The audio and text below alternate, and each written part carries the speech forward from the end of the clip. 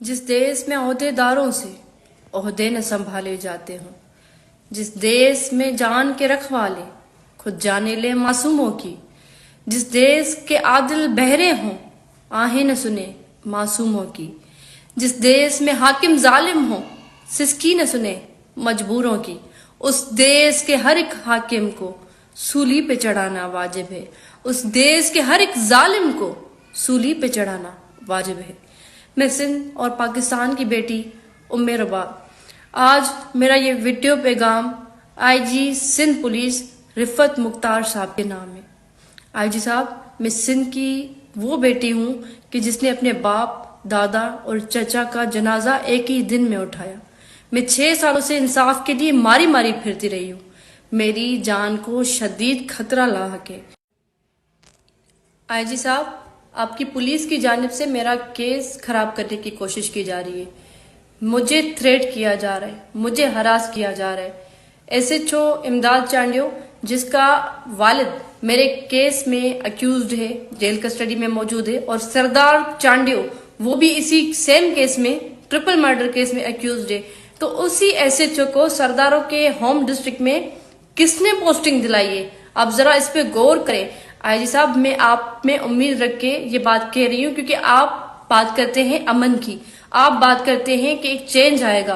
तो मैं आपसे ये बात करना चाह रही हूँ कि अगर आप अपनी पुलिस के इन भेड़ियों को नहीं पहचान पा रहे तो आप अपने डिपार्टमेंट पे पढ़ लें इन्ना लिल्लाहि व इन्ना इलैहि राजिऊन। अब फिर ये उम्मीद ना रखें, ये आप गुमान भी ना रखें कि कोई अमन हो सकता है, कोई चेंज आ सकता है। जब मैंने आपके डिपार्टमेंट से हाई ऑफिशियल्स से बात की है तो उनका ये कहना है कि ये कोई सियासी पोस्टिंग नहीं है।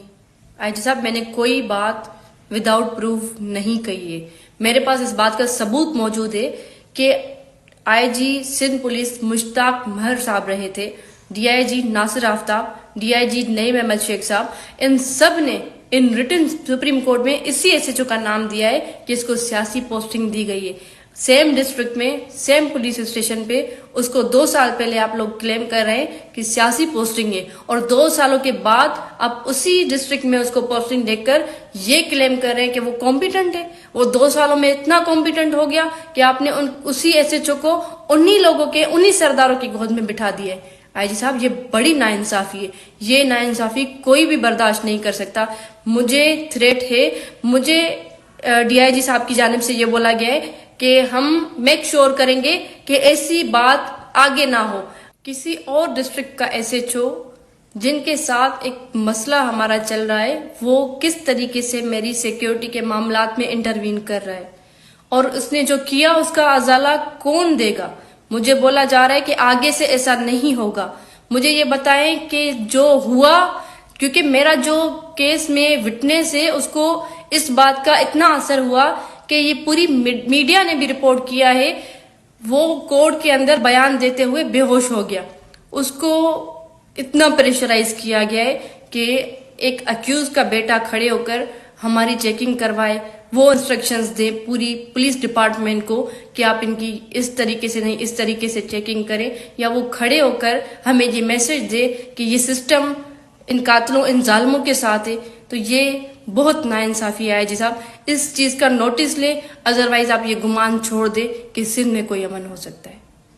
मैं हैरान हूं कि मेरा केस इतना हाई प्रोफाइल केस है जिसको नेशनल, इंटरनेशनल मीडिया ने कवर किया है। इस वाकये में आईजी सिंध पुलिस की सुप्रीम कोर्ट तक पेशियां होती रही हैं।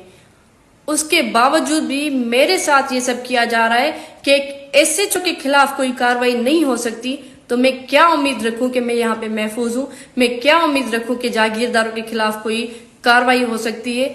मैं ये जस्ट बोलना चाहती हूँ कि खुदारा होश के नाखून ले, मेरी जिंदगी खतरे में है।